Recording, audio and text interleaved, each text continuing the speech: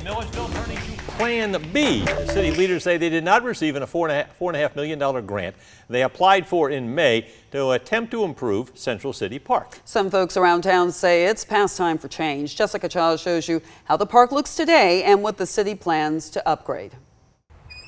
I think it's time to do a little rebuilding. Terrell Harper says he's lived in Milledgeville his whole life and grew up playing on the same equipment the park has now. Right now, it's 20 years later, it's actually going down. So now I think it's time for a remodel.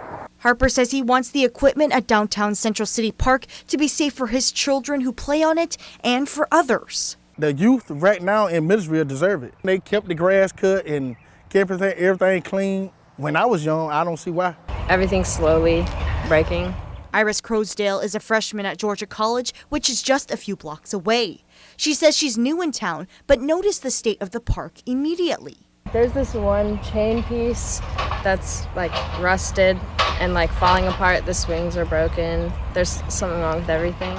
The city applied for a $4.5 million grant that would go towards fixing the park, but city manager Hank Griffith says that they weren't able to get it. Now, city councilman Walter Reynolds says that they're working towards a new solution. This grant is the Improving Neighborhood Outcomes in Disproportionately Impacted Communities. Reynolds says the grant is funded by the governor's office to help low-income areas improve their parks and other recreational improvements. He says the money they set aside for park improvements will go much farther with grant money. We would like to take that funding and instead use it as part of a match for this grant, which will allow us to really knock it out of the park when we finally revitalize this area. Reynolds says repairs to the park equipment would not make sense right now because they plan a full upgrade once a grant comes through. In Milledgeville, Jessica Cha, 13 WMAZ News.